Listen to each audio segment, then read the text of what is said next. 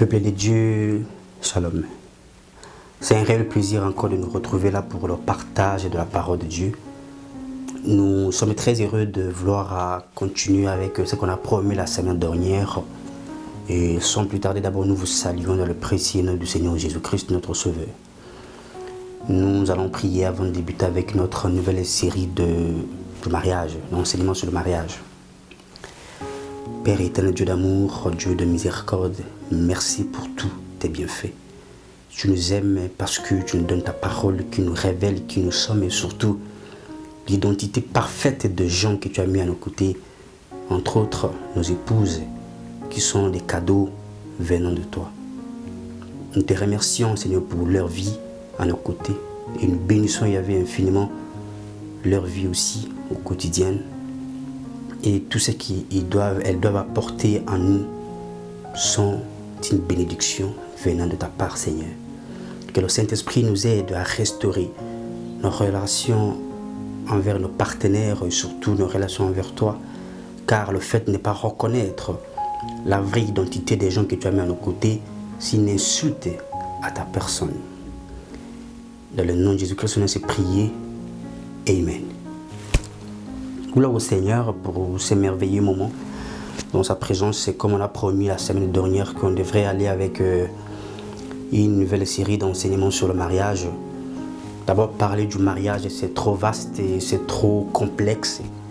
Et aujourd'hui, on va aller parler sur le couple.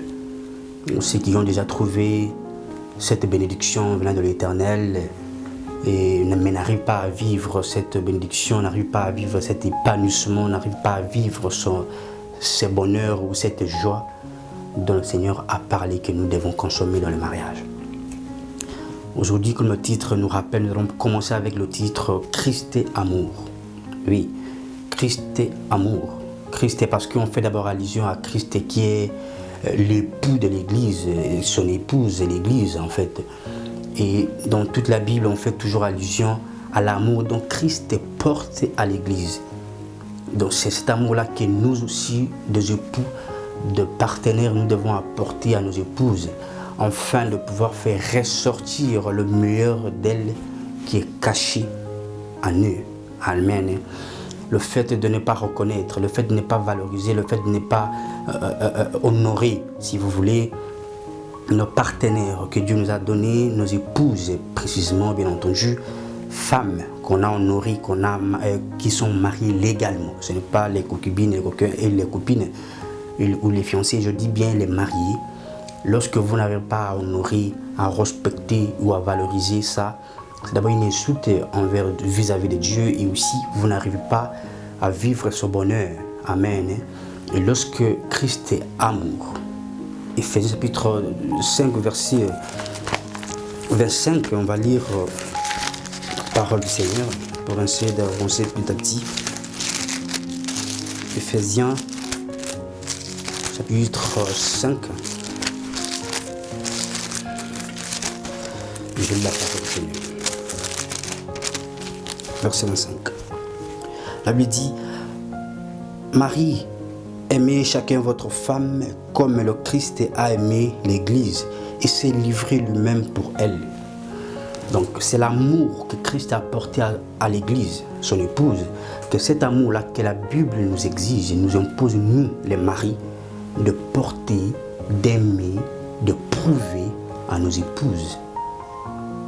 Vous qui êtes à la maison, à votre épouse, que vous n'arrivez pas à reconnaître, Christ s'est livré lui-même pour elle, pour l'Église, qui êtes vous, qui êtes moi, qui êtes le corps du Christ.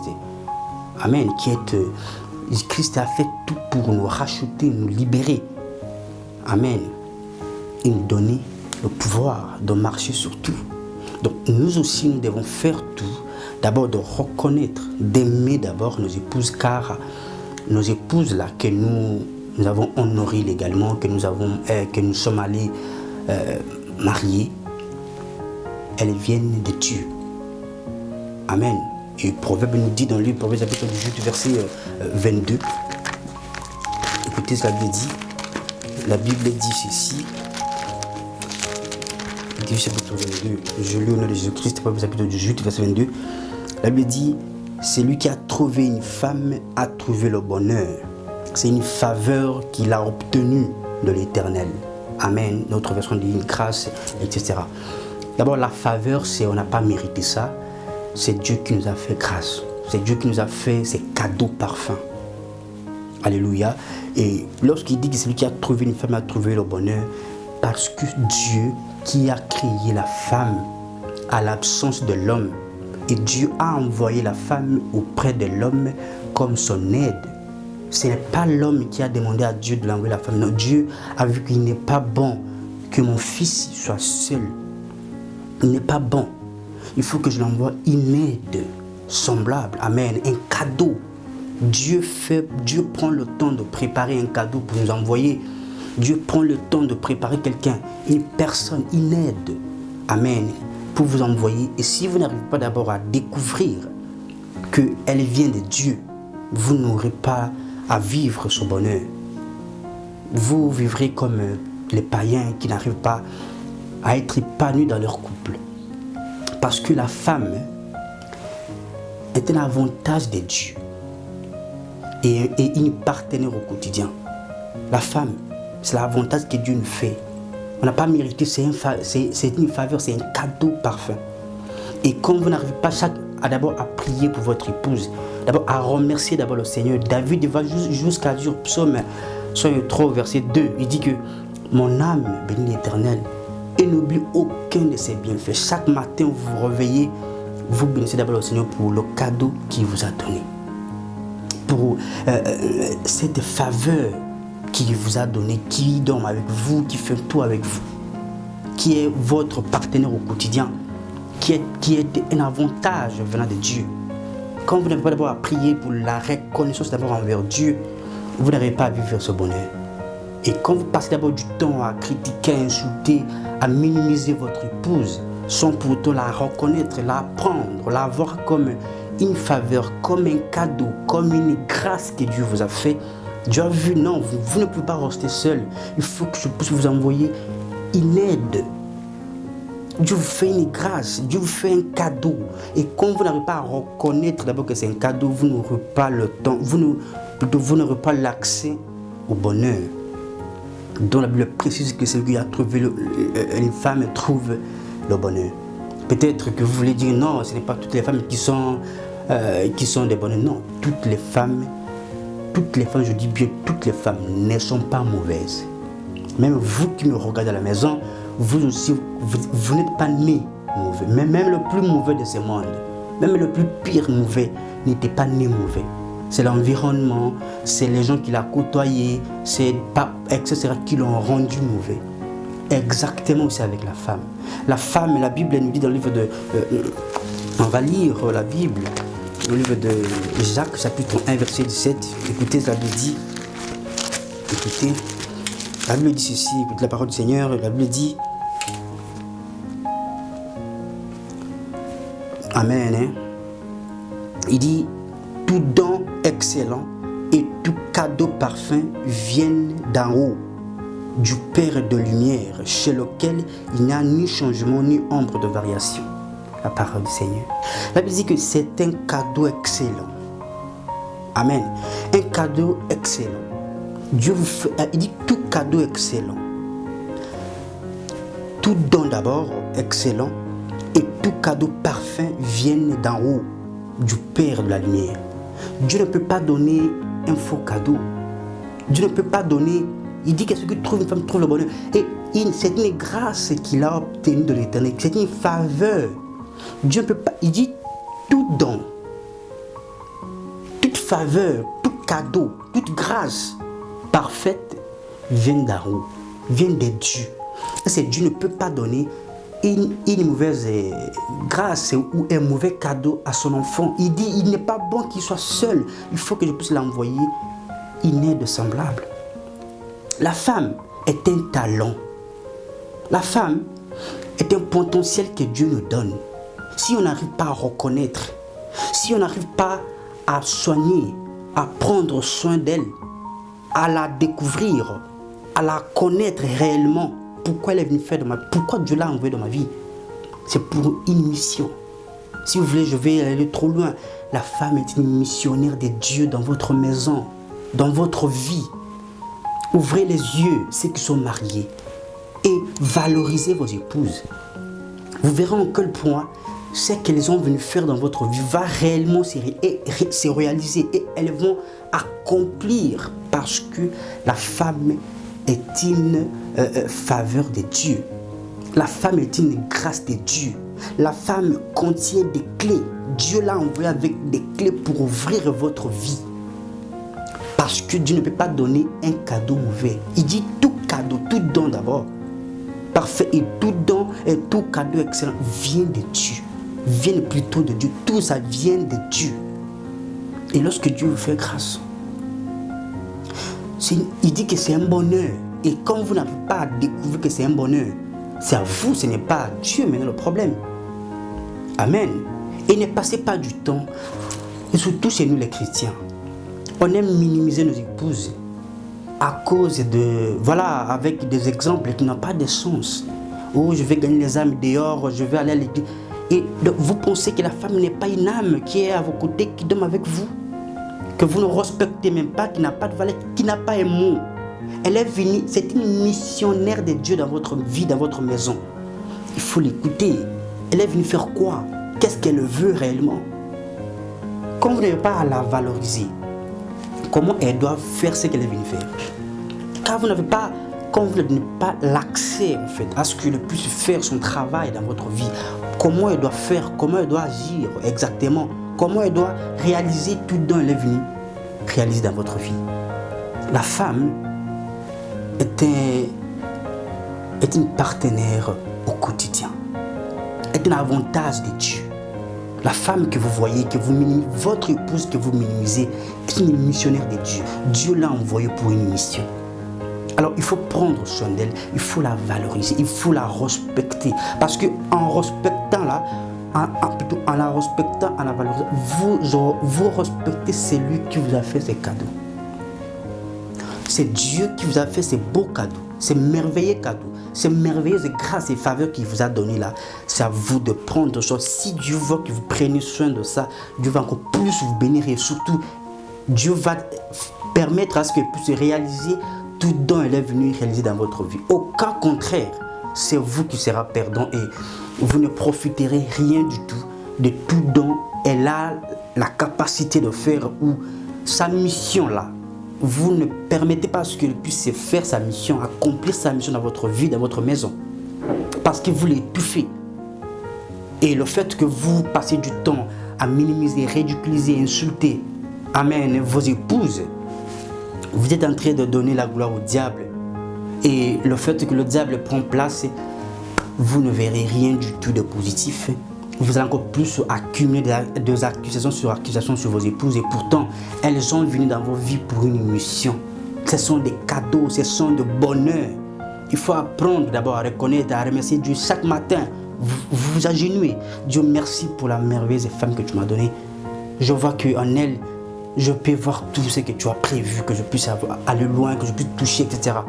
Dieu n'est pas bête de vous envoyer cette femme. Écoutez-la. Même si elle fait quoi que ce soit, écoutez-la. Et n'essayez jamais, bien aimés frères, de comparer votre épouse à qui que ce soit. Votre épouse est unique. Votre épouse est un cadeau unique que Dieu vous a fait pour vous seul. Ce n'est pas pour tout le monde. Dieu a prévu, a vu. C'est vous qui méritez, c'est vous qui la méritez. C'est un bonheur, c'est une grâce, c'est une faveur pour vous. Amen. Et la Bible nous dit, dans le livre de 1 Pierre chapitre 3, verset 7, écoutez, la Bible dit ceci. Vous de même, Marie, vivez chacun avec votre femme en reconnaissant que les femmes sont des êtres plus faibles. Honorez-les comme co-héritières de la grâce de la vie. Alléluia. Afin que rien ne fasse obstacle à vos prières. La parole du Seigneur. D'abord, il dit, il faut d'abord reconnaître que ce sont les êtres les plus faibles. Il faut les honorer. Honorer votre épouse, c'est honorer Dieu. Amen. C'est honorer Dieu qui vous a donné cette épouse, cette femme, cette grâce, cette faveur, ces cadeaux, ces bonheurs. Et quand il dit, il faut les honorer. Des imperfections, vous voulez dire. Elle est insolente, elle parle mal, elle crie beaucoup, écoutez. Il dit, ce sont les êtres les plus faibles. Les plus faibles. Et apôtre Paul nous dit que supporter les faibles. Amen. Et honorez-les. Valorisez-les. Les femmes ne sont pas mauvaises. Non. Les femmes ne sont pas mauvaises. Il faut les honorer afin que vos prières soient exaucées même. Quand vous ne respectez pas votre épouse, quand vous ne l'honorez pas, quand vous faites comme vous voulez, et vous voulez prier, il dit que rien ne fasse obstacle à vous. Il faut d'abord les honorer. En les honorant là, vous honorez Dieu. Et quand vous honorez Dieu, vous êtes en bon terme avec votre épouse. Quand vous priez, vous serez exaucés. Et vos prières ne vont pas faire obstacle. Amen. Seulement les gens du dehors. Des amis. Et vous minimisez que c'est votre épouse qui est une partenaire au quotidien. À tout moment, c'est votre ami, c'est votre meilleur ami. Amen. C'est votre meilleure amie. Elle est une missionnée dans votre vie, Elle est une mission. C'est votre meilleure amie. Et quand vous avez honte de votre épouse, comment vous pouvez aller de l'avant? Comment? Toujours accuser comme Adam. Adam qui a commencé à accuser, à dire à Dieu que c'est la femme que tu m'as donnée. Tu m'as donné ses fruits. Et pourtant, Dieu avait dit au début, Genèse chapitre 2, verset 15, que le jardin, tu vas cultiver. Tu cultives le jardin et tu la gardes. La femme, vous devez la cultiver, la cultiver et la garder. La cultiver, ça veut dire qu'il a enseigné la parole de Dieu. La femme vient de Dieu. Lorsque vous passez du temps à parler que des propositions de ce monde, les choses passagères, des voyages, des propositions de voyages, des luxes, vous passez de côté. Parce que le diable est capable d'investir les moyens à un autre homme pour proposer, donner même à votre épouse plus que vos propositions d'ailleurs. Et quand vous passez du temps à rappeler la femme la parole de son Créateur, Dieu dit ceci.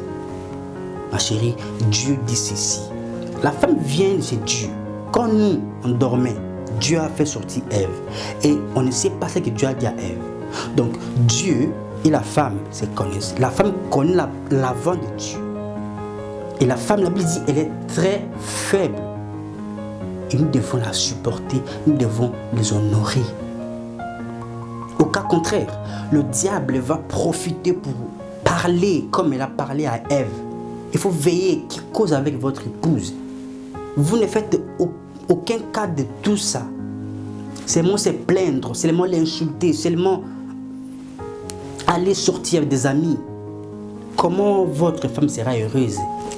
Comment parce que c'est lorsqu'elle est heureuse qu'elle va sortir le meilleur d'elle. Qu'elle va sortir réellement le meilleur d'elle. Et au cas contraire, ce n'est pas ça en fait. La Bible nous dit dans le livre de Éphésiens chapitre 5, verset 33 bien entendu. Écoutez.